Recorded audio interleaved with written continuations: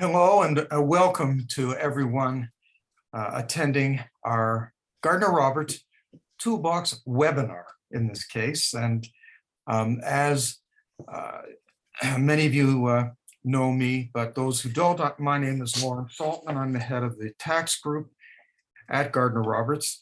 And Lindsay Histrup and I co-chair these webinars, and we're very pleased to be able to bring you today's. And it's a bit eclectic. What we're trying to do is give you some updates, but also some opportunities. So we're going to start with what we often do, a hot topic, and the whole area of tax reporting for trusts has been undergoing some flux and change, and we're going to give you an update on that.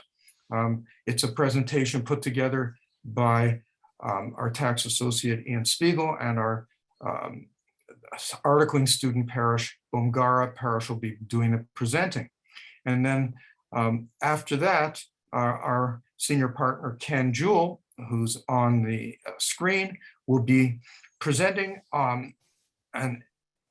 making a presentation about deceptive advertising and how companies may be caught for what they might consider to be innocent hyperbole, but it could be much more serious than that.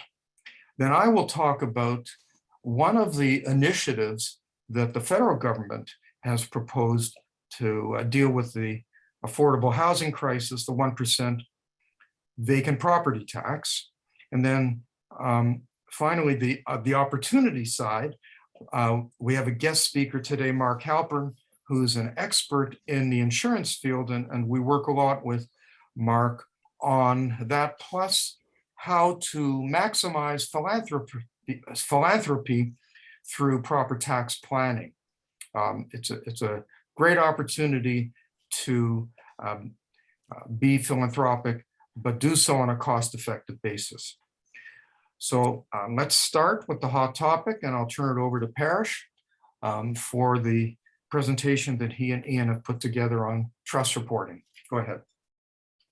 Well, hi, everyone. My name is Parish Bhumgara, and as Lorne mentioned, this is going to be a presentation on an article written by Ian Spiegel, who is an associate, and myself, who is an articling student. So we're going to go through the new reporting requirements for trusts, and in particularly how the CRA is kind of taking aim at certain types of express trusts and increasing the reporting requirements for them.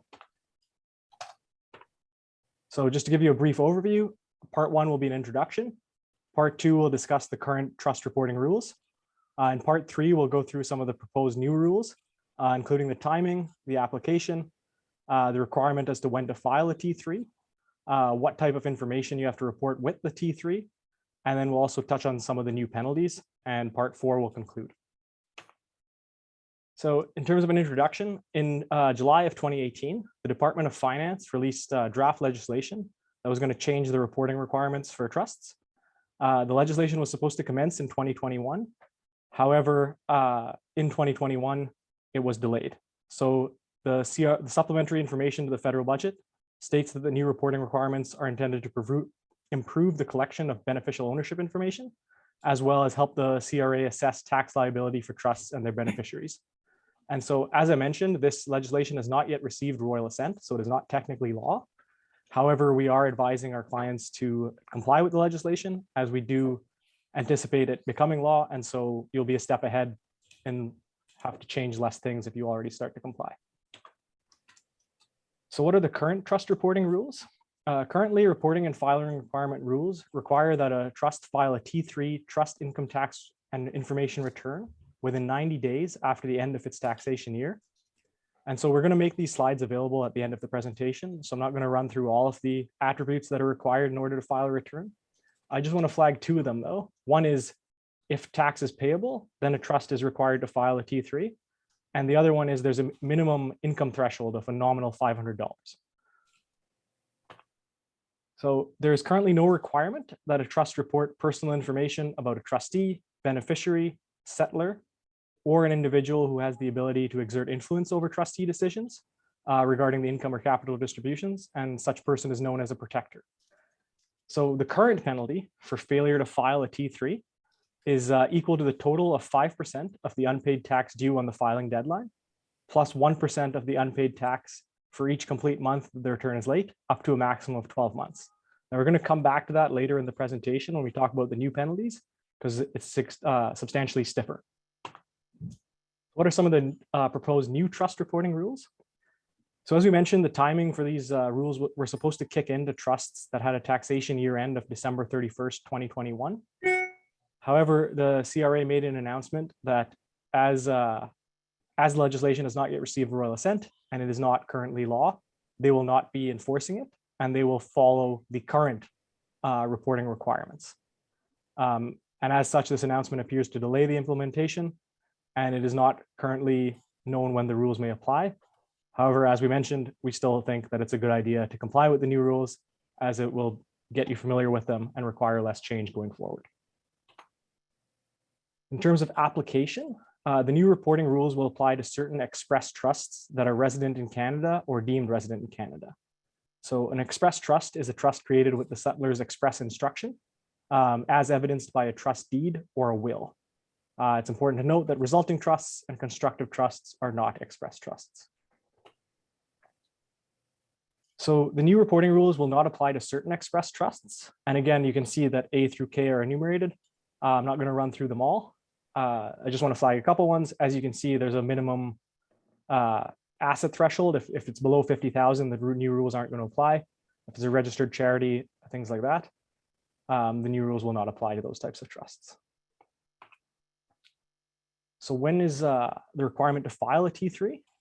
Under the new rules, express trusts which do not fall under any of the previously noted exceptions will be required to file a T3 whether or not the trust has any income, capital gains, or tax payable, or allocates or distributes income or capital gains to a beneficiary. So as you can see, this is a change from the previous requirement where it was only if the trust had tax payable or only if it met that minimal $500 income threshold. So what's the type of information you have to report with the T3?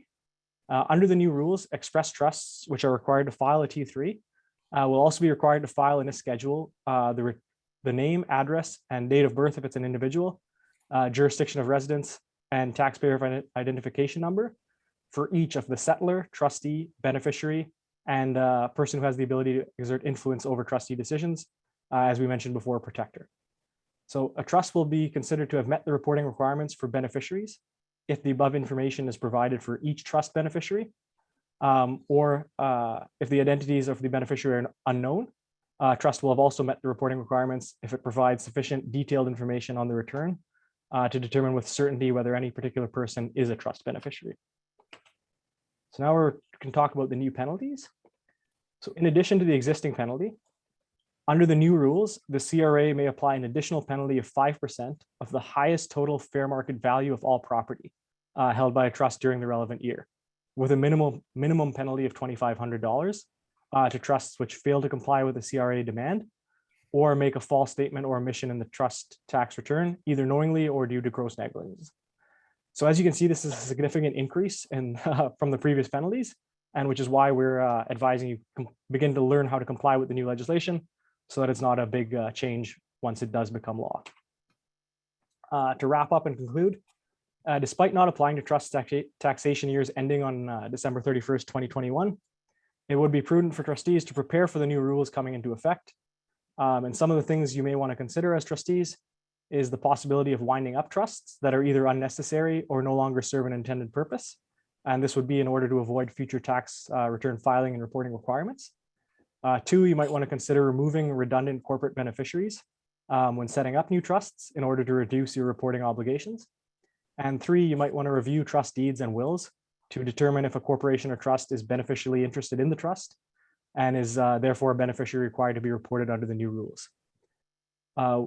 Assuming that the supporting legislation receives royal assent in 2022, the new requirements will generally apply to the trust taxation year end, which means that even if the trust is wound up or a change in beneficiary occurs during the 2022 taxation year, these reporting requirements will still apply. Therefore, by following our advice above, trustees can still limit the new reporting and filing requirements to a single year. That concludes their presentation, and thank you for your time. Thank you, Parish.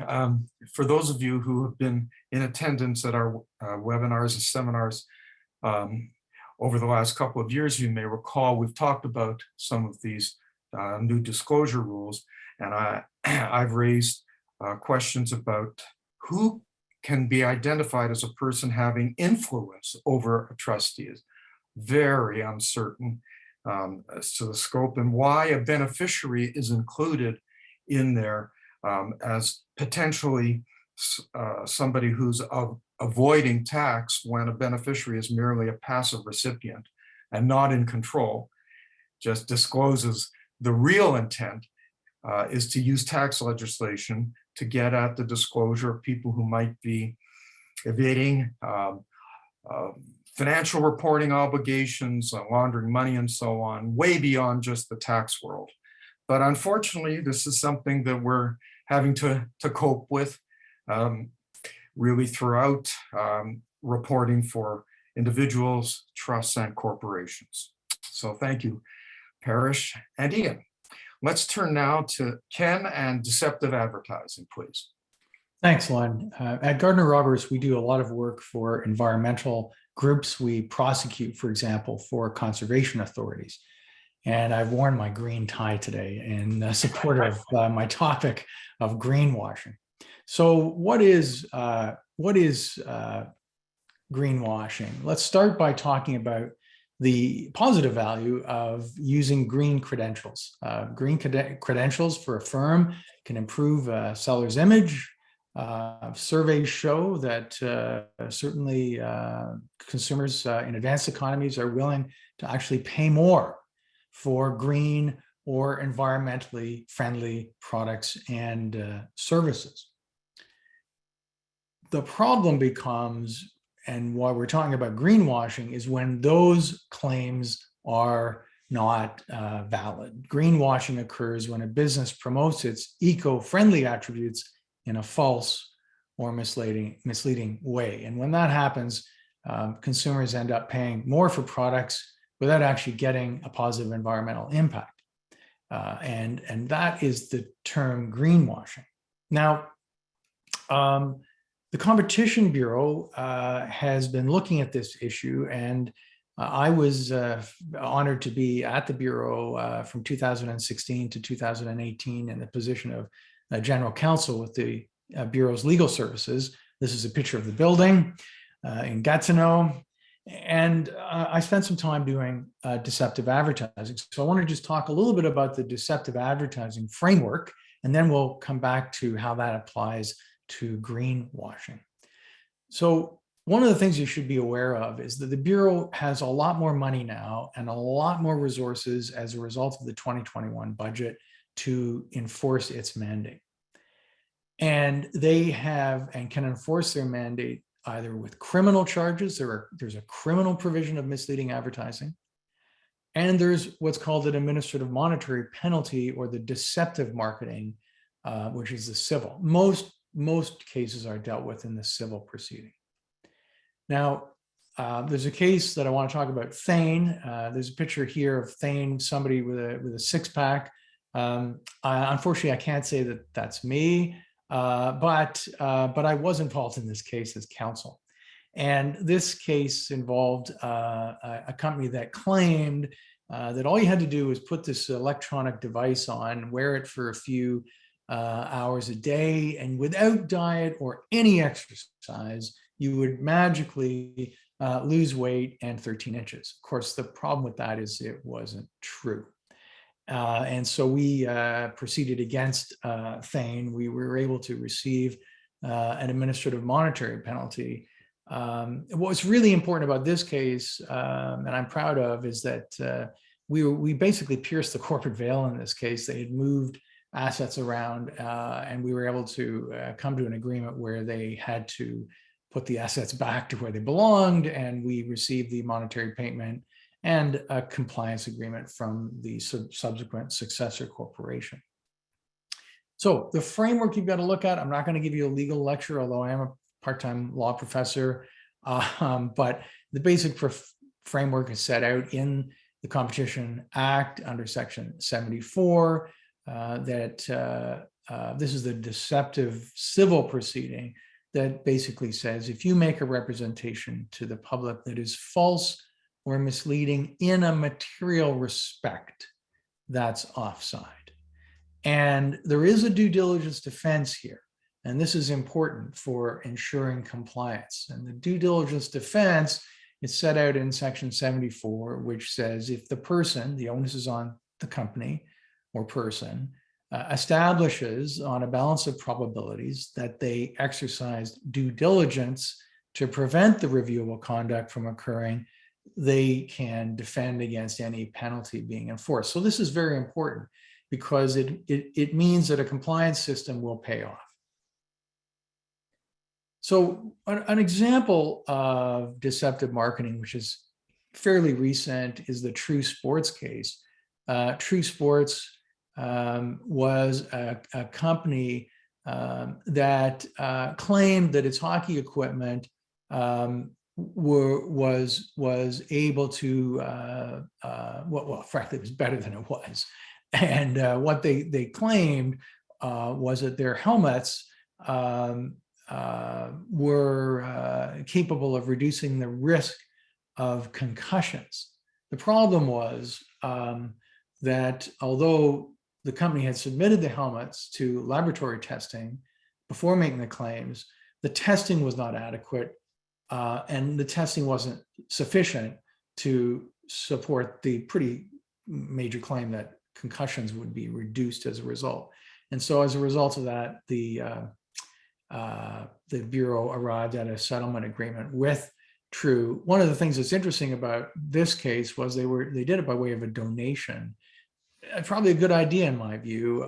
It's a worthwhile way to do it. And in this particular case, the company donated $100,000 worth of sports equipment to a charity. So that was a good thing, and agreed to remove the claims in issue and implement a corporate compliance program.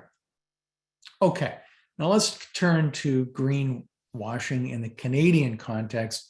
And that is the topic of today's presentation, which was the Keurig consent agreement.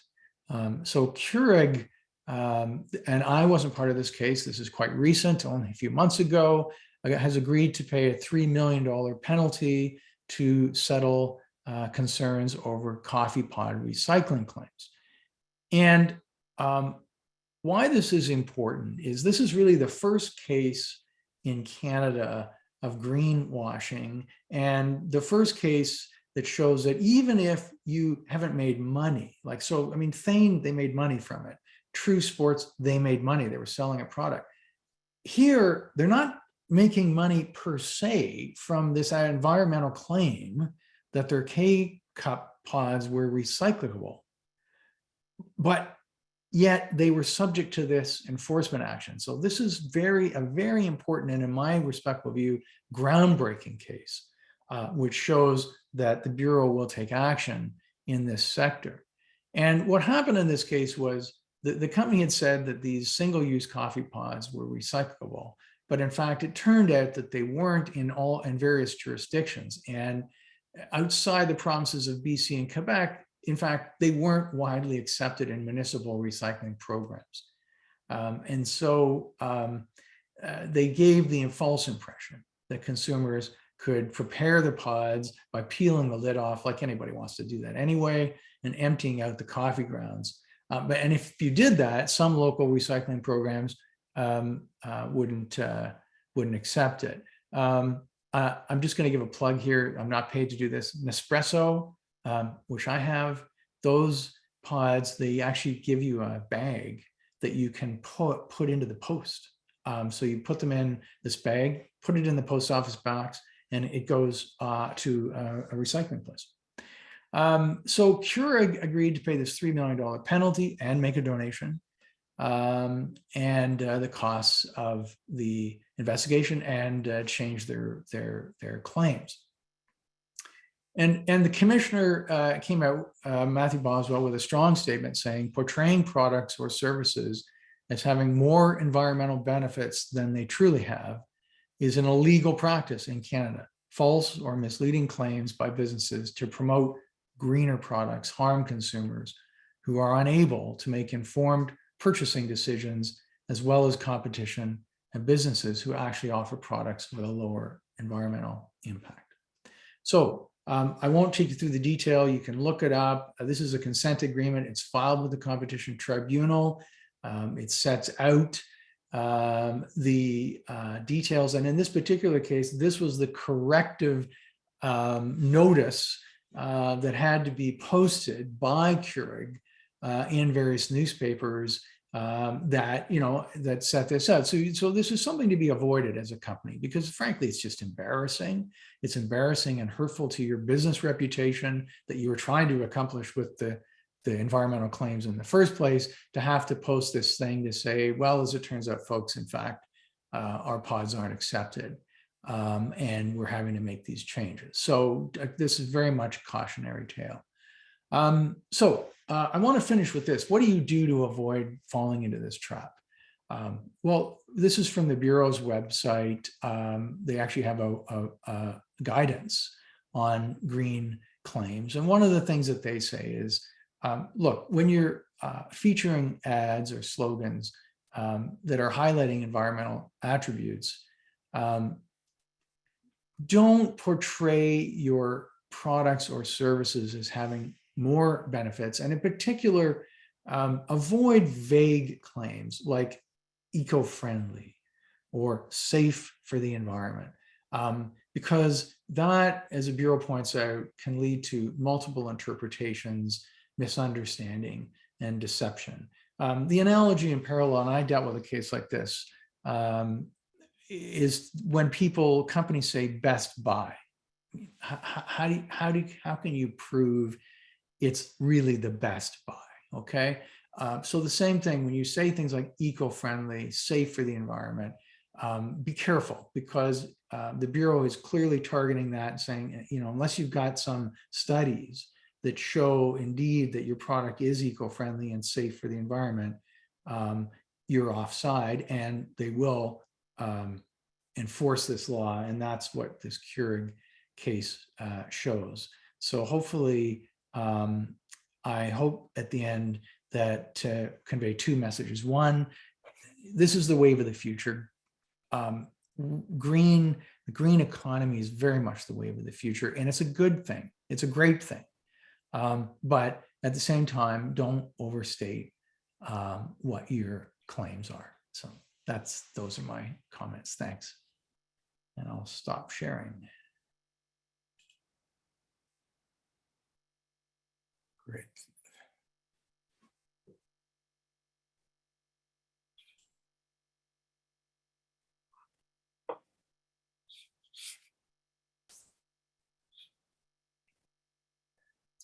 Thank you, Ken. So I'm going to now do the presentation on the topic of the proposed 1% federal vacant property tax. Right now, it's in the form of a bill in Parliament, Bill C-8. And I'm going to talk about why this legislation is being introduced, what's its purpose, and then go into some of the substantive provisions, the structure of the act, and how it's going to work. So the purpose, it's an act that implements the proposed 1% tax on the value of vacant or underused residential property. And the key is the owner is a non-resident or a non-Canadian. We'll come back to that later, but we'll see how it's intended to be focused on what are perceived to be the people abusing home ownership by leaving it vacant, however that is perceived. Now, I'm going to suggest we might want to think about, is this a prelude to a wealth tax? Recently, the NDP and the Liberals have formed a pact to preserve the Liberals in power. We know the NDP has been pushing for an annual wealth tax. And if the Liberals go ahead with this legislation, I'm wondering whether we might see some broadening beyond just vacant property. And the rationale for this tax seems to be that if people are faced with such a tax, they won't want to pay it, and they'll free up empty homes and improve housing affordability. But I would suggest that might not be backed up by the actual statistics. The National Post recently had an article in which they demolished this myth about having such a large number of million vacant homes in Canada. For example, Statistics Canada has disclosed data, but maybe it hasn't been interpreted properly. For example, if an owner decided in respect of a duplex to absorb, let's say, the upper part, a secondary unit, into the primary dwelling, Stats Canada would count the upper suite as vacant. And so looking across Canada, the highest rate of vacancy dwellings is not for single family homes, but for suites and duplexes. So question whether we really do have as big a crisis of vacant homes as perceived. But here's how we'll go into a little bit of the detail now on the act. It's received second reading in the House.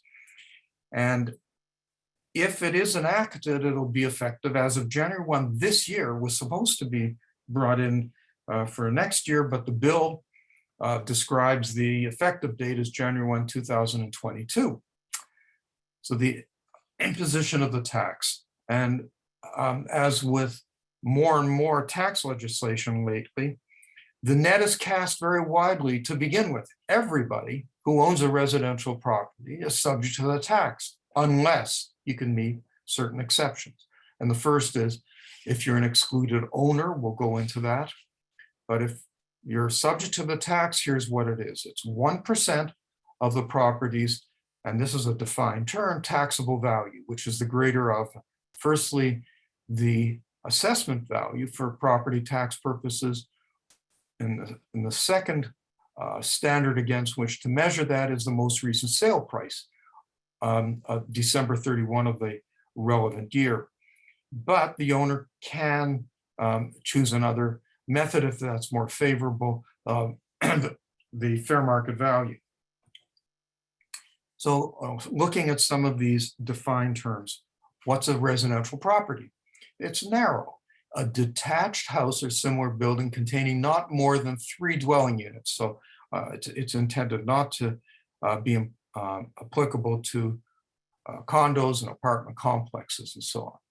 But it also goes on to include a part of a building that's semi-detached, a row house unit, a condo, that is intended to be a separate parcel or other division of property, together with surrounding common areas and so on, necessary for the use of and enjoyment of the place as a residence for individuals. That latter wording you may be familiar with from the principal residence exemption, which not only covers the house, but also surrounding property necessary for its use and enjoyment. The dwelling unit, it means a residential unit that includes these key elements: a private kitchen facility, a private bath, and a private living area. It's an interesting definition of owner. It obviously includes the title owner, title holder, as per the land title system, but it also includes life tenants, life lease holders, and under a long-term lease, individuals who have continuous possession. That's an owner who's caught. An excluded owner who is not caught is someone who on December 31 of the relevant year is a Canadian citizen or permanent resident. So this assumes that the problem of vacant homes is because of non-resident owners, but Canadian citizens could be non-residents. So it's a very strange focus that says that so long as you're a Canadian citizen living anywhere, resident or non-resident, you're an excluded owner. But also these other categories, including regular corporations whose shares are listed on a stock exchange, or trustees of these various trusts and the registered charities. But let's say you're caught to begin with as an owner. You're not excluded as an excluded owner, but there are certain exemptions which are generally applicable.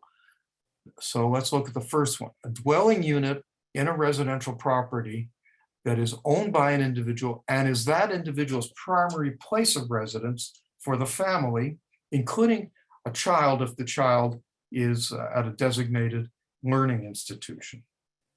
So principal residence, in effect. And then now we extend that further. We're going to look at whether the owner can meet what's called a qualifying occupancy period. And this is for at least 1 month during a calendar year where one of the following individuals has continuous occupancy. Firstly, somebody who deals at arm's length with the owner and is given continuous occupancy of the dwelling unit under a written agreement. So in that instance, it's a qualifying occupancy period and an exemption. But this is a little bit different. If the individual living there does not deal at arm's length with the owner or their spouse, but if that individual pays fair rent, which is a defined term we'll come to, for continuous occupancy under a written agreement, that can also be an exemption. But what does fair rent mean? It means the amount determined in a prescribed manner. We don't have that yet. The legislation hasn't been enacted and there hasn't been any regulation, therefore, prescribing what this means. But the bill would say in the event that there is no prescribed manner, the fair rent is 5% of the taxable value, which some might say is fairly low. In looking at some of the tax cases having to do with shareholder benefits, where individuals have used their corporations to hold vacation properties, etc., the figure that's often used is 9%. So this figure of 5% having to be the minimum paid by a non-arm's length party is a bit of a concession.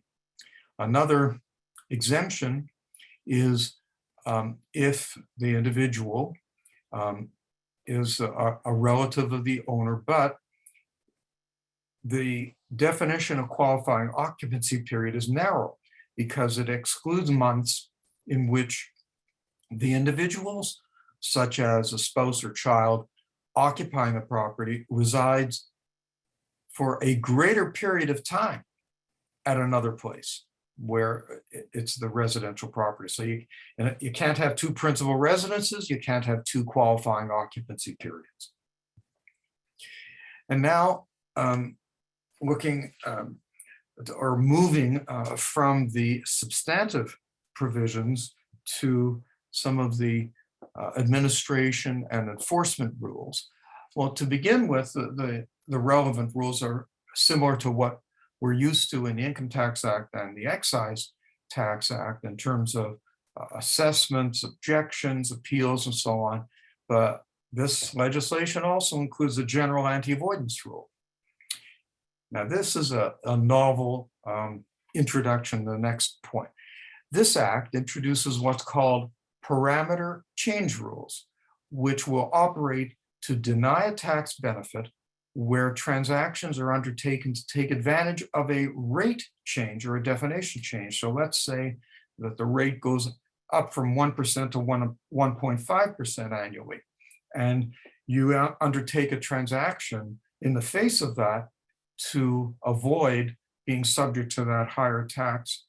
Well, they've got two weapons at least that they can go against you with. One is GAR, but the other is even if GAR wouldn't be applicable, if it's found that the parameter change rules apply because you undertook this transaction for the purpose of avoiding the rate change, the tax benefit will be denied.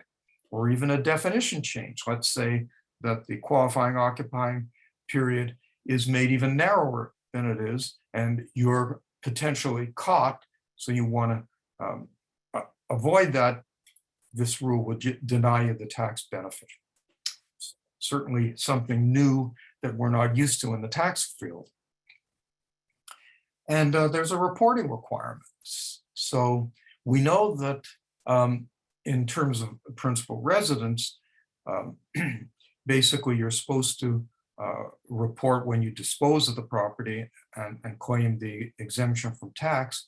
But here, every year, you're going to have to, if you're an owner and you're not an excluded owner of a residential property, you're going to have to file what's called a declaration with your tax return that indicates that you have this liability for the annual tax on the vacant property.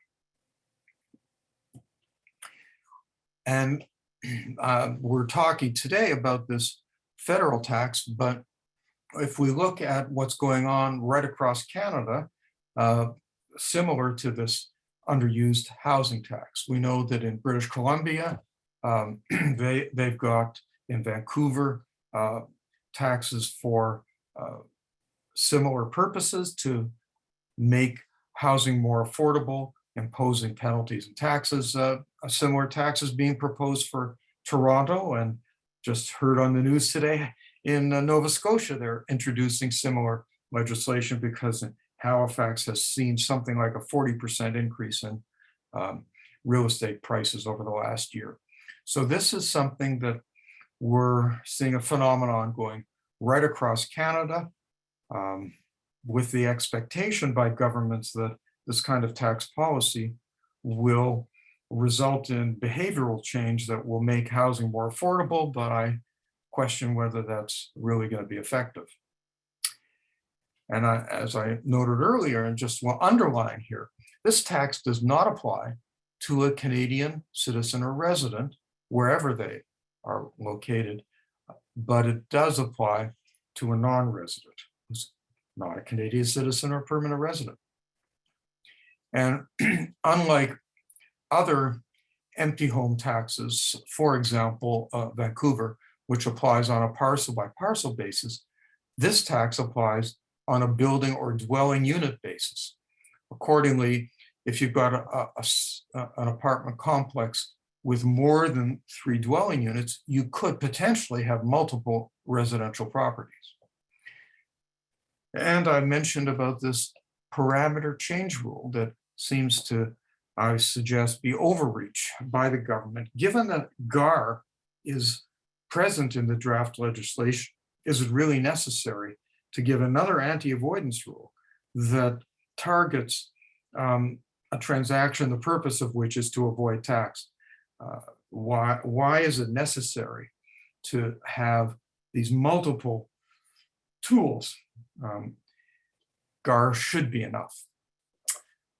And so that completes my presentation.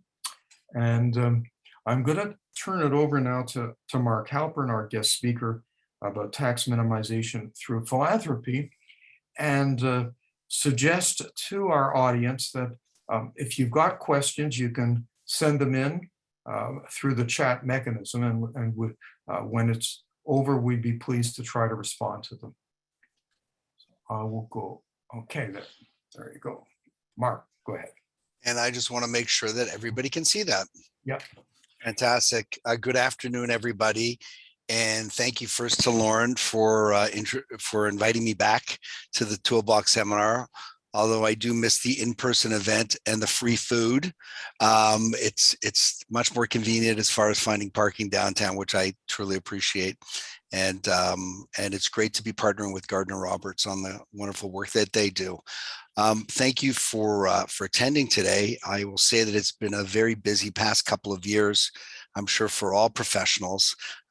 For over 30 years, I've been trying to convince people that they were going to die one day, and nobody seemed to believe me. And then it took a global plague for people to be much more aware of their mortality. And with that, their incompletions, not having wills, not having proper tax structures, insurance, etc. But one of those areas that they really had not crystallized was their legacy. They may have been successful, but they hadn't really become significant other than giving donations to whoever sort of knocked on their door. So really, I want to share with you today why this is such a great opportunity for us and for our clients. The other thing is I'm involved with a lot of boards. I'm on the board at Sick Kids Hospital, St. Mike's, St. Joe's, TV Ontario, Jewish Foundation of Greater Toronto. And I will just mention, in one of my presentations to a hospital board downtown, the president of the foundation, who's a civilian, said the following. They said, Mark, you know, I'm a reasonably successful person and I'm a reasonably intelligent person, but I probably only knew about 5% of all the things you spoke about today. How come I don't know about these things? And how come our donors don't know about these things? And that was an aha moment, because really that's not the exception. That's actually what's going on out there. And it's really up to us to educate our clients and donors about how they can be much more strategic with their philanthropy. So I don't want to sort of give everybody a glass of water to drink through a fire hose, but I'm going to give you a lot of information today. And hopefully if there's an interest, we can sort of go forward from there.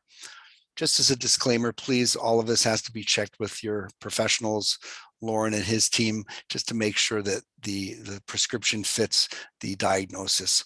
And as far as, you know, we have a new budget that's going to be coming out next week.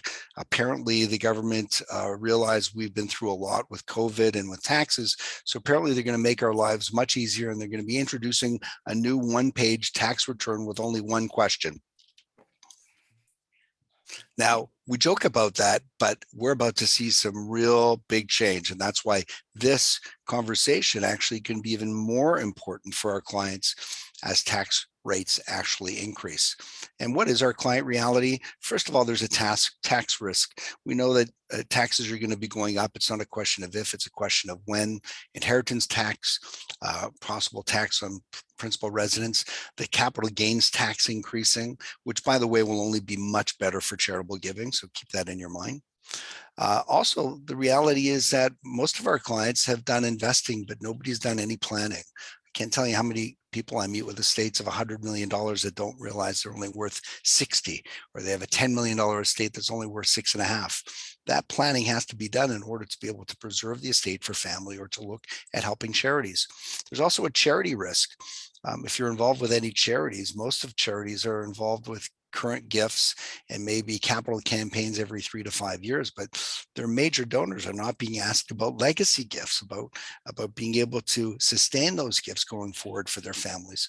We've also entered an information age, or I call it a misinformation age. People are going online to find details that really don't pertain to them. So that's where professional advisors and having a team to have their unique 30,000-foot vision on a client's file is so important. And that's why working with people like Gardner Roberts and their clients are so important. And really, at the end of the day, we're the gatekeepers.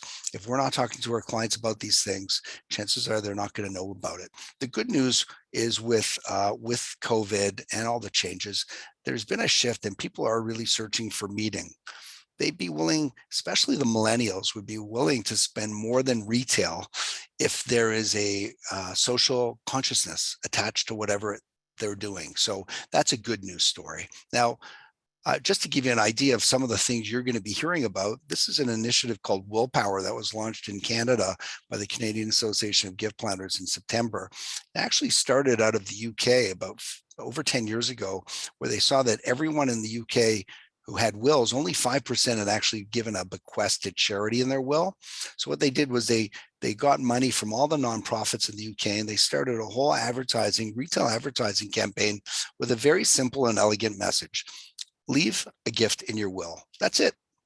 And after 10 years, that change went from 5% of gifts to 9%, which represents $50 billion of charity in the UK. We've now launched this in Canada in September, and the goal is to create $40 billion of charity. So a simple thing is leaving a gift or a will can have a tremendous impact, not just for legacy, but for tax, as we see as well. Now, I mentioned that I started in the business 30 years ago, but my real start was actually in March of 1974. And that's when my father, of blessed memory, died of a massive heart attack at the age of 50. I was 11 at the time. I was the youngest of 4 boys. And my mother, who was 48, had to go back to work to support our family. The reason why is because my father was a busy engineer and there was no will, there was very little savings, and there was no life insurance. So fortunately, we all managed. But fast forward, I work with some of Canada's most successful business owners and entrepreneurs, incorporated professionals, and affluent families. And you'd think they'd have everything all organized, but it's not true. They're so busy looking after everything and everyone else. Basic planning has not been done. So that's why we sort of specialize in the areas of estate planning, number 1. 2 is tax minimization through the strategic use of tax-exempt life insurance. And the 3rd area is philanthropy. We're helping people create legacies, often just by converting taxes into charity. And that's what we're really going to focus on today. And that's really my why. Simon Sinek, great internet motivator. He says you have to find your why. And my why is we have a Hebrew word called tzedakah. Tzedakah is a Hebrew word that actually translates as righteousness or justice, but is commonly used to signify charity. Tzedakah is a moral and ethical obligation in order to be able to help people that need help where you've been blessed. So there are 2 ways for me to create charity. I can either write a check myself, or I can help other people understand how they can write checks. I can create much more charity that way than by writing a check myself. So our corporate goal is to create $100 million of new charity every year, but our bigger goal is to create a community of 100 professional advisors from across the country and charities where each of us create $10 million. So there's 100 times 10 million. Now we're talking about $1 billion of charity. And it's very doable. It's kind of like crowdfunding. Now, I wish I could tell you that people come to me and say, Mark, I want to give $10 million to charity. It has happened, but it's very rare. Really, charitable or strategic philanthropy has to come out of a comprehensive planning process. And this is just a high-level list of things that people should be looking at, not myopically, but really in a macro way in their planning. And of course, at the very end, we always talk about charitable plan giving. And how do we get to it? We explain to them that really you have an ability to control your legacy. Most of the people that I meet today have passed that point in their life that unless they were to invest all their money in a penny stock or start spending frivolously, chances are they're going to have way more money when they die than what they have today, which means that they're really the custodian or trustee for the next generation. But what they don't realize is that partnering with the tax department on that money. So this is where planning comes in, where we want to make sure people have a check mark. They're never going to run out of money based on all their assumptions. But also we want to crystallize what's the tax today and what's the tax at life expectancy. And we want to identify that they have a lot of what we call never spend money that they're just paying taxes on or part of the tax grind. Can we use some of that money to preserve their estate for their family or for charity or for both? And that's really coming back to taxes. There are lots of assets that people are not aware of that appreciate that the government wants to participate in your good fortune. And in Ontario, on death or on a disposition, the taxes are quite high and our clients don't know about these. Registered assets, almost 54%. Appreciations in private equity or investment real estate, as Lorne talked about, or appreciated securities. A quarter of that money's going. Corporate holdings can be anywhere between 47 and 70% without proper planning, unless you've done some post-mortem stuff where possibly assets and shares are going to be taxed. We have passive income tax, and then we have probate tax. So you can have somebody like this woman that I met recently who is 80 years of age with a $10 million portfolio, $10 million net worth, and she feels very confident. She's a widow and she's done it all on herself until I told her, you know, Sandra, you're only worth $6.5 million. I will tell you that it elicited some not nice words back to me, but the reality was that, you know, she had a RIF of over $4 million and she had, you know, non-registered assets of 5 million with a cost base of $1 million. So that's really where it comes in. Now, how do I engage clients? How should you to really help them understand that each of us has 3 possible beneficiaries to our estate? You have family, you have the tax department, and you have charity. and each of us can only pick two. Which two would you pick? Most people will say family and charity. And with proper planning, there are ways to be remembered for leaving a large check to charity as opposed to leaving a large check to the tax department. But again, it comes back to planning. Now, let's just talk about taxes for a second. And I love this quote. We need taxes. If anything, we know taxes are going up because you can't keep printing money and you have to pay taxes. But there's no law that says that you have to leave a tip. And I think that's cute. So, going to pay our taxes, but let's figure out a way to do it more efficiently. So how do we do it? We create something called accidental philanthropists. What does that mean? There are two kinds of people out there. There are those people who give because it's part of their DNA. It's part of the education they may have received at home. And then there are those people who don't. You see many tax returns with big net worth with very small donations. When those people realize they have a choice where their taxes go, that they can go to charity, right, versus the government, suddenly they become accidental philanthropists. And the people who are already giving can now give more at the same amount they were planning to entertain, or they can give the same amount at less cost. So we want to identify who are those accidental philanthropists. This is just a big list for you to start thinking, who do you know? First of all, the most disadvantaged people in Canada are widows, divorcees, and singles, because they're one incident away from a huge tax distribution. We'll talk about that. They have no spouse to roll things over to. Anybody that you know who's sold or will be selling a business or investment real estate or appreciated securities, not only have their biggest payday, they also have the biggest tax pay, and it's the time that they can make their largest contribution to charity. We'll talk about a case study on that. Any clients that have done a freeze, an estate freeze, or contemplating one also can become accidental philanthropists.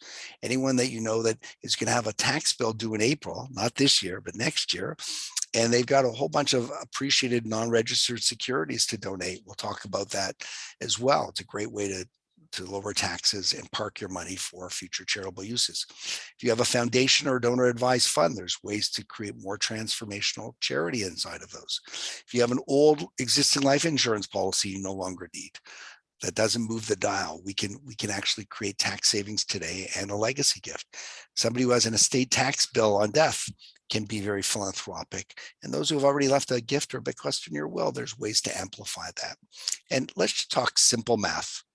Simple math is that for every $2 that you give to charity, you save $1 of tax. So if somebody has a $100,000 tax bill and they give $200,000 to charity, they can reduce or they can eliminate that tax. Now, there are some conditions. Charitable receipts can only be used to offset up to 75% of your annual tax payable each year. But if you give more, you can carry forward that balance of charitable receipts for up to 5 years. Now, the part that people don't realize is at death, charitable receipts can be used to offset 100% of estate taxes, and those tax savings can be carried back to the prior year. So there's a planning opportunity that people have to be looking at here when it comes to their estate and their tax and estate planning. So here are some gifting options that you'll know about, but we'll just go through them quickly. Either gifting in a will, called a bequest, donating RSPs or RIFs through a beneficiary, gifting securities, appreciated securities, or gifting life insurance. The first thing is consider just gifting in a will. Change your will and include a gift to charity for a specific amount of dollars or a certain percentage of your estate. Remember, every $2 to charity saves $1 of tax. If you don't want to go through that trouble, as I just had with another client that got introduced to me, they had a large amount of RSP. So I said, why not just notify your financial institution and you can get a multiple beneficiary designation form.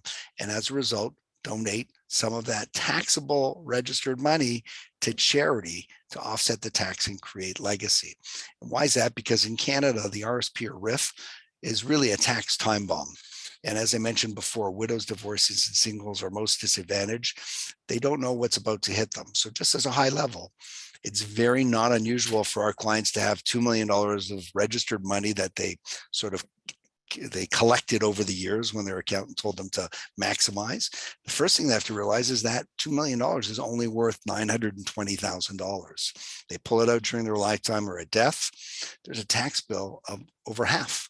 So with proper planning, you could actually still create that $2 million for family and create money for charity or for both. And we'll go through some of those scenarios with you.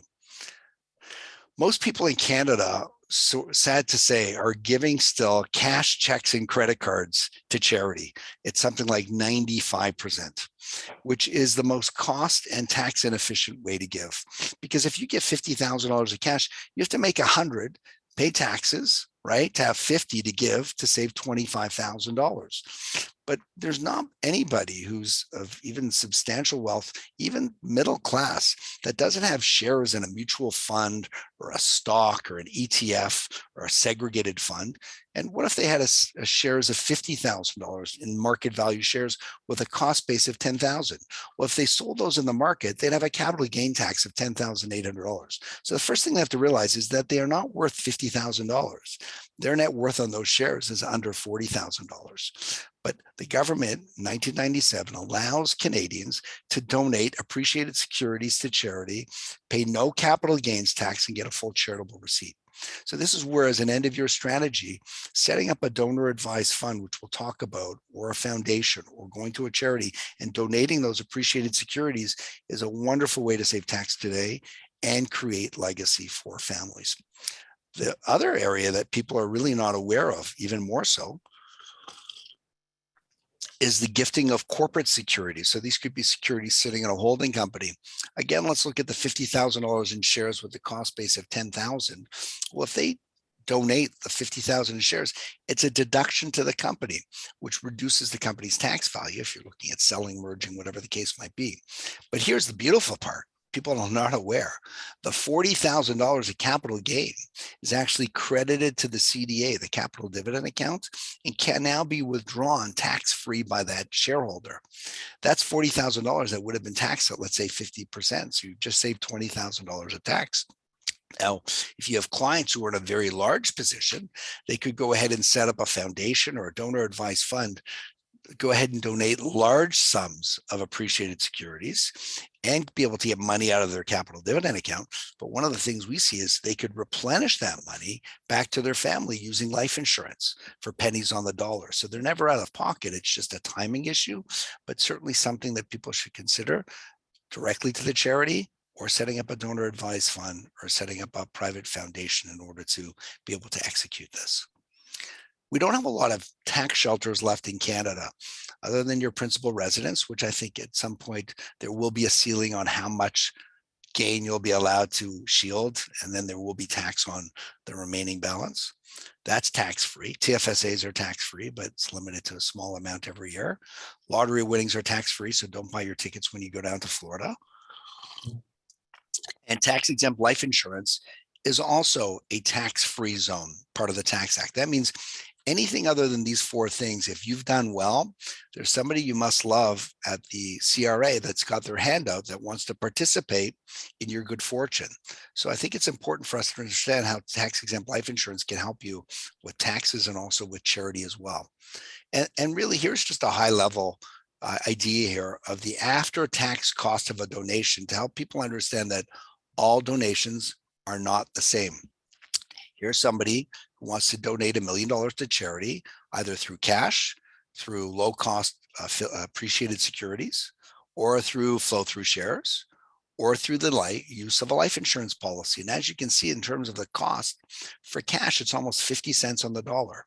For the shares, it's 23 cents on the dollar. Flow through shares, depending if you can get them and what province you're in, can be anywhere from 5 to 15 cents on the dollar. And life insurance can be as low as 12 cents on the dollar. So these are things, if you're going to do something from a legacy point of view, let's look at the ROI of that donation and how it can impact your taxes today and down the road. So let's talk about gifting of life insurance. One way to do it is consider donating an existing life insurance policy.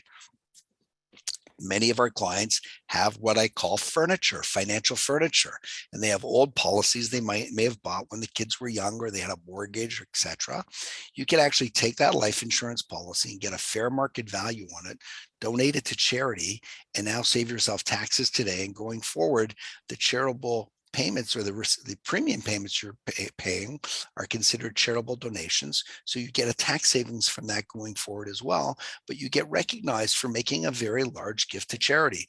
So one of the universities I work with, we just did a gift. It was a $300,000 permanent insurance policy where the individual had been diagnosed with Parkinson's about 6 years ago. So that policy's fair market value was $187,000. They donated that policy to charity, got the receipt to save them over $90,000 of tax today.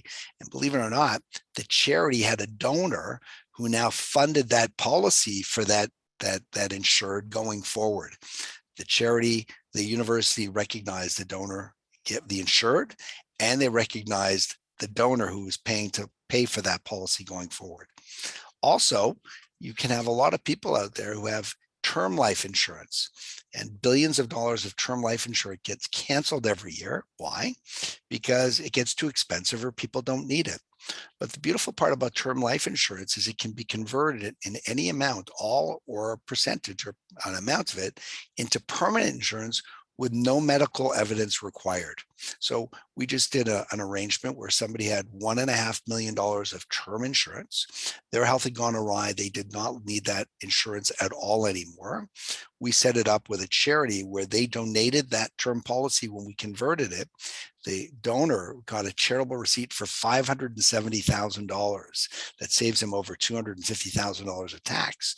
And going forward, the charity is actually finding someone to pay for that premium. Now, that was a great thing. Please be aware, there's something called the 3-year and 10-year redeeming provision. Be very careful that you don't get stuck where it's going to be, instead of a fair market value, it'll be an ACB value. And that might not get you the same bang for your buck in terms of the tax benefits. Another thing you might want to consider is donating a new policy. So you want to have a specific gift and you can donate it to the charity and it'll cost you pennies on the dollar because you're getting a charitable receipt for the premiums. Or it could very well be that, you have a tax bill of $5 million. Why not look at getting a $10 million insurance policy?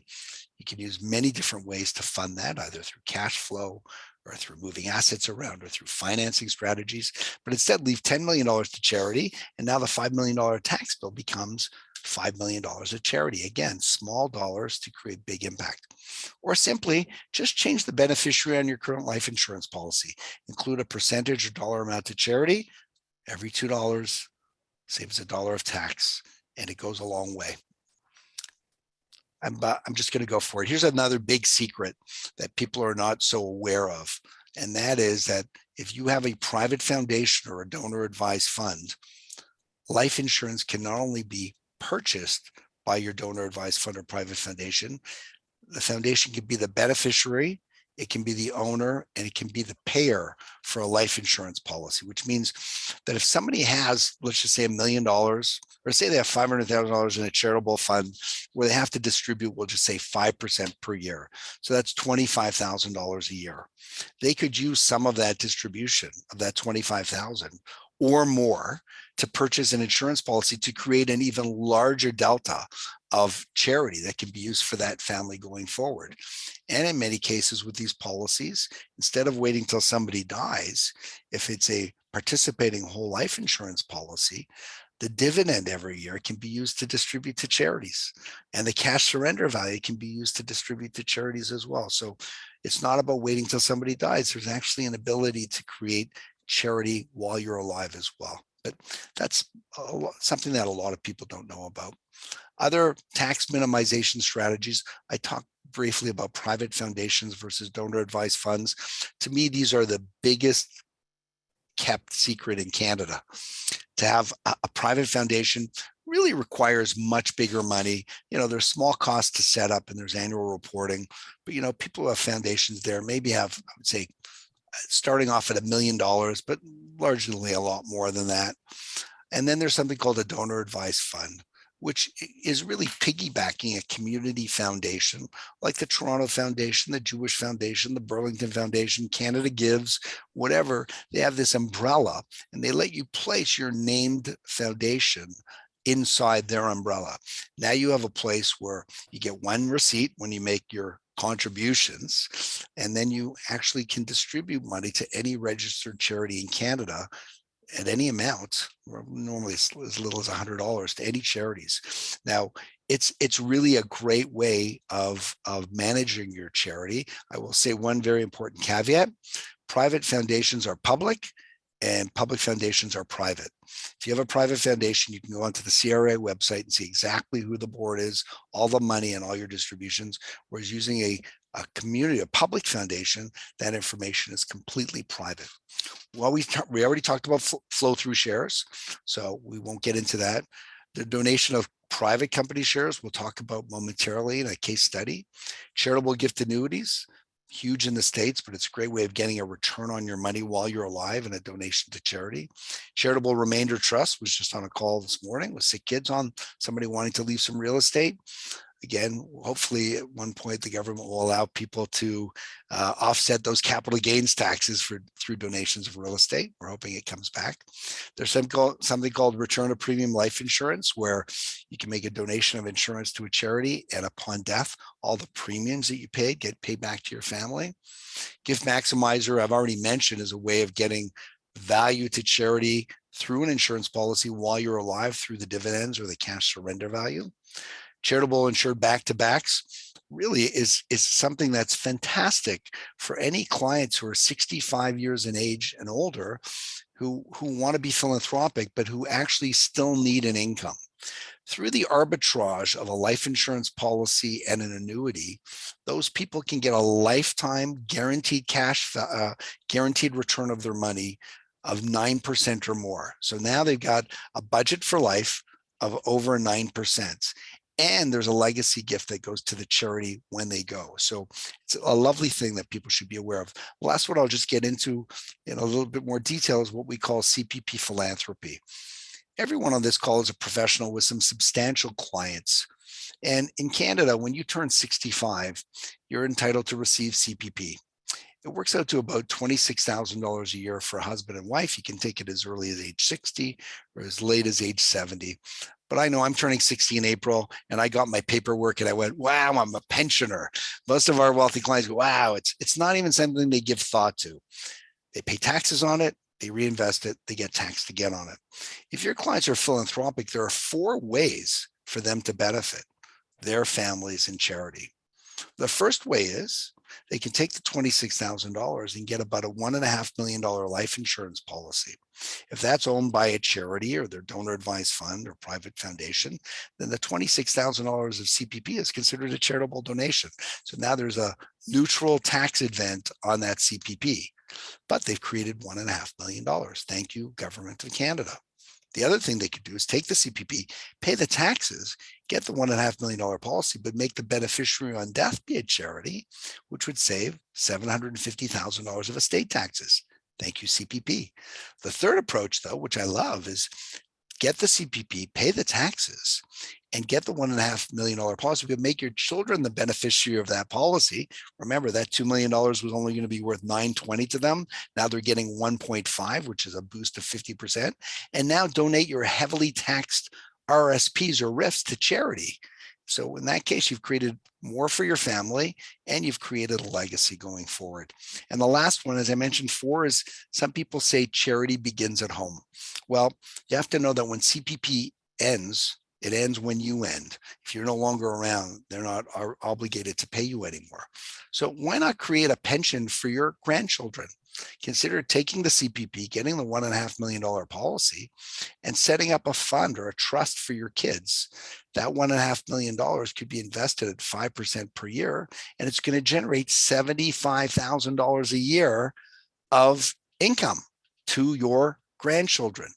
What a great way to be remembered, and a great way to use something by moving around the shells a bit to create more efficiency and more legacy for your family. Just 3 case studies, and then we'll wrap up with a couple of things, and if there's some questions. So these are 3 case studies where the first one is somebody has experienced a liquidity event. They sold some real estate or they sold their business. Well, hopefully after working with Lorne, the tax bill is very small. But let's just say, you're dealing with somebody of substantial wealth, so they're still going to have to pay some taxes. So the year that you sell is the year that you have your biggest liquidity event. It's also the year you have your biggest tax bill, but it's the year that you can be as charitable, more charitable than ever before to mitigate those taxes. So we have a situation where a family sold $120 million of real estate, and they had a $20 million tax bill. Not bad. I would be very happy with that problem. But they were asked whether they'd be considered philanthropy. And they said yes. So they were introduced to me. So what did we do? Of the $120 million, we took $40 million and we set up a private foundation. What that did was it allowed us to take the $20 million of tax and now convert it into $20 million of charity. That was number one. The problem is G2, the second generation, and G3 are out of pocket $40 million. They're still sitting with 80, but they're out of pocket $40 million. So what we did was we used life insurance, a joint last to die life insurance policy, using a financing arrangement in order to be able to repatriate the donation back into the family's pocket. Yes, it's a timing issue, but for a small fraction of the cost, we made this family whole by taking 20 million of tax, creating $40 million of charity, and still getting $40 million back to the family, all again, by just doing some planning. And that could be done with, as we said, with a business that's sold as well. Another great opportunity is for any clients who have done an estate freeze or contemplating. Most people know that you can donate appreciated securities, but they don't realize that you can donate private company shares. And this is one of our greatest opportunities. So as an example, at a 28-year-old business owner who did an estate freeze, he was in his 60s, and the $28 million was going to create a $7 million tax. $20 million value, $7 million tax. Of course, we're doing a rate wasting freeze, but take some time for that. So what we did was he instead created a charitable donation of $14 million using life insurance, which reduced his tax from $7 million to $500,000. And the icing on the cake was we created a $6 million tax-free CDA for G2 for the second generation. Okay, so instead of a $7 million tax, he had a $500,000 tax, a $14 million charitable donation using insurance, and a $6 million tax-free CDA. And what was the cost in order to accomplish that? Just under $2 million. Imagine, with planning, what can be done. So that was with a financing arrangement as well. So every situation is very unique. And the last one, which I think is also just great opportunity, is that it's called the RSP or RIF tax conversion. We had a business owner who wanted to make a substantial donation to a donor advised fund and said, I've got this $2 million of RSPs. Can I do anything with them? So what we were able to do is he was able to donate that full $2 million in kind to his donor advised fund. Okay. Now, is there a taxable event? There'd normally be a 30% withholding fee, but we're able to get a government form because there's a donation to charity to offset that 30% withholding. Now, the tax on the on moving it out is 53.5%, but the donation credit is 50%. So his net cost is 3.5% in order to have $2 million sitting in his donor advised fund. That was the first check mark. But then we said, there's something even greater you can do. Now that we've got that money in the charity, we said, let's take $100,000 a year for the next 10 years, so $1 million. And we bought a joint last to die insurance policy owned by his donor advised fund. So the net result of all of this is instead of having $1 million tax, we created $4.5 million of charity. Remember, that $2 million RSP was only worth $920 to his family.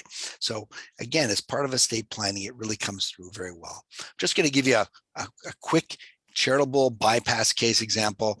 This is really, at the end of the day, this is what we really love to see happen with every single client as part of their planning. 62-year-old male, community leaders, $50 million estate, mostly non-liquid real estate, bunch of kids, grandchildren, hates taxes, and has a growing family to support and wants to do a meaningful legacy. So his first situation was this. He basically had a gross estate of $50 million. There's going to be a $15 million tax. This was old real estate. $35 million would go to the family and $0 would go to charity. Okay, That's his reality without doing any planning. Happy, not happy. If not happy and would like to see something else, then he can look at doing a bypass. So the same $50 million. Instead, what we did was we created a $20 million life insurance replacement, estate replacement, using a financing strategy that at the end of the day reduces the tax, or at least the money to the family. It increases it to $45 million. We've reduced the tax to $5 million, and we created $20 million in charity to offset taxes. So at the end of the day, these are the numbers. Before the plan, the family had 35 million. After the plan, we created $10 million more for them.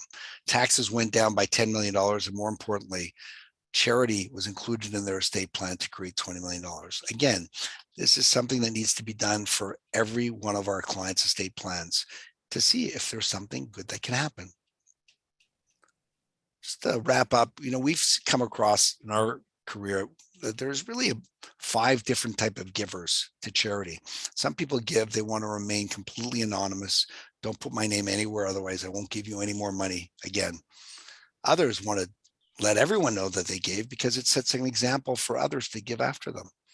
There are others who do it because it's sort of like immortality. They want their name on a building or on a chair or an elevator. Others do it just because they want to save taxes. Although, interestingly enough, the research shows that 66% of people who give based on passion for a particular cause. Only 13% give based on tax. So if you can move the tax and the passion together, certainly it's a win-win for everybody. And then there are those who give because it's great for business. People want to do business with people who are philanthropic. So here's an example of $1 million gift that was created for St. Joe's Hospital, where a couple, he's in real estate, donated $1 million life insurance policy. He gave that, he gets that big, fake check, and the cost for him to give that gift at the end of the day works out to about $70,000 after tax. $70,000 to be recognized to give $1 million. So it's really something for your young up and coming clients, entrepreneurial, who really want to get fast track. I have another young guy, 27, who is a real estate developer and getting his feet wet, and had stayed at Sick Kids Hospital when he was young. We created $1 million gift for him to give to sick kids. It cost him, I think, over 20 years. So it's costing him around the same amount because of a different type of policy. But the net result was he was on the JP Bicknell wall as a major legacy giver. And now he's invited to all the major donor events where people are actually writing checks for $100,000 or more. Those are the people he wants to meet. So it's a great way to use philanthropy to do good. Now, the last way that I tie in this conversation with clients, it's kind of like it's kind of like a sandwich, the emotional, the technical, which we've gone through, and the emotional as well, is to ask everybody on this call, do you know the names of your grandparents? Most of you would say yes, but how many of you know the names of your great-grandparents? Most people do not know the names of their great-grandparents. This is actually a picture of my great-grandparents, Aaron and Liba Gross, in 1934, before they were killed in 1941 in the Holocaust. But imagine if on January the 1st, you received an envelope in the mail, and inside that envelope was a check for $10,000 from your great-grandfather. Do you think you'd remember their name? So there's ways with planning to be remembered. And, they say that people live once and they die twice. Dying once, I understand, but dying twice is when they stop talking about you. And our clients want to talk about legacy. They want to get back. They've been so busy. It's an opportunity for us. And really, charity is the way to pass along our values and our raison d'etre, to go from success to significance. And normally it's just done by converting taxes into charity. How nice would that be? And it's all fully endorsed by the government. So next steps, what I would suggest, I have a 48-hour rule. If something here tweaked your interest, do something about it. Otherwise, we get busy. We have a tax letter digest with over 100 articles since 2011, all dealing with charity and tax. We also have created a lot of one-pagers that actually are case studies for all the things that we spoke about today. We'd be very happy to share that with you. Consider joining the Canadian Association of Gift Planners. It's a whole community of people, like-minded professionals who are involved with charity. And there's a new designation called the MFAP, Master Financial Advisor of Philanthropy. It's not easy, it's not difficult to get, but it's a great way of making yourself different from the rest of the advisors out there. Please connect with me on LinkedIn. I'm posting all the time with gifts and opportunities that will stay top of mind for you. Learn about what we've talked about, collaborate with us, have us be part of the team, but don't ignore it. There's just too much riding on the line. And in terms of this information, if you do have some success, please share that success with us, because we'd certainly like to attribute that to our $100 million annual goal. And lastly, just consider your own legacy gift. If everyone on this call, we have 36 people, we could create $36 million of charity. Here's the cost for a $1 million life insurance policy on a single person, male, healthy non-smoker, where they pay premiums for 10 years and 10 years only. And you can see the after-tax costs on the right-hand side in yellow is very, very reasonable. If this was a joint policy on a husband and wife, the cost could be lower by up to 40%. So that's something that certainly people should be considering. And at this point in time, I just want to thank everybody for listening. The challenge with all that we've spoken about is that all of this can be done while the sun is shining. And when the sun is shining, we have much less options. So please have this in mind for yourself or for your clients. And we love to collaborate as we're doing with Gardner Roberts. So at this point, I will stop sharing, Lauren, and we can open it up for questions if there are any. Thank you, Mark. As always, a great presentation. You're full of anecdotes and wise advice, and we appreciate it very much. It looks like we don't have any more questions. We've had a couple which we've responded to. So with that, I'm going to thank everybody. Ian and Parish, Ken, Mark, thank you all. And to the audience, if you want to send in for questions by email and so on following, we'd be pleased to respond to them. And we look forward to seeing you at our next Toolbox webinar/seminar. Bye for now. Thank you, Lauren. Thank you, everyone.